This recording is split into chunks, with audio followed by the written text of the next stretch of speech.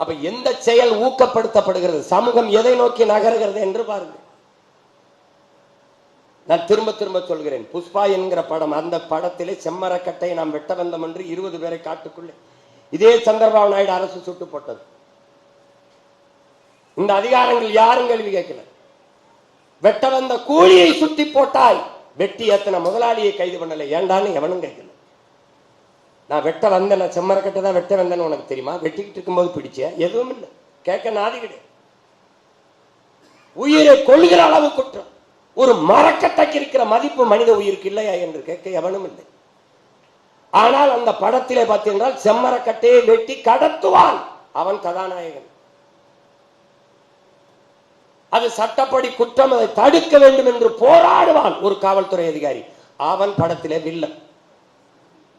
என்ன போட்டு பாருங்க, 2 பதிப்பு வந்தது. 2 பதிப்பிலுமே அவன் போடாத பழக்கம் இல்ல. கோயிலே போடுவான், அது பண்ணுவான், அப்படி ஒரு தான் நடந்துக்குருவான். அப்ப நீங்க வேணா போட்டு பாருங்க, சமூகம் எப்படி இது எவ்வளவு பல ஆயிரம் கோடியை கொட்டி மக்கள் ரசிக்கிறார்கள். சமூக கட்டமைப்பு எப்படி போய்கிட்டு இருக்கு பாரு. ஒரு குற்றவாளி போற்றப்படுகிறான், ஒரு நியாயவாதி தண்டிக்க முடியாம தோத்து போய் தற்கொலை பண்ணி செத்து போறான். கதையில தான் இந்த சமூகத்தில் மலையை வெட்டி குவாரி என்று நறுக்கி கொண்டு போகிறவன் முதலாளி, அங்கீகரிக்கப்படுகிறான். நாடு போற்றக்கூடிய முதலாளி, மண்ணலி விற்கிறவன் முதலாளி, சாராய ஆளை வைத்திருக்கிறவன் நாட்டை ஆளுகிறான். நான் கல்லை இறக்குவது மது என்கிறான். யார்? சாராய ஆலை முதலாளி சொல்கிறான். கல்லு மது என்று சாராய ஆலை முதலாளி சொல்கிறான். இதுதான் அநீதியின் அன்பு மக்களே. இந்த அநீதியை எதிர்ப்பவன் எவனோ அவன் தான் உண்மையான இறைமகன் இயேசுவின் பிள்ளையாக இருக்க முடியும், நபிகள் நாயகம் அலைஹிஸ்ஸலாம் அவர்களுடைய வாரிசாக இருக்க முடியும்.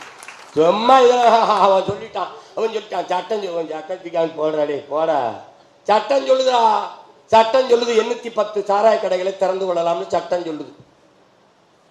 நீதிமன்றம் சொல்லுகிறது 840 கடைகளை திறந்து கொள்ளலாம் என்று.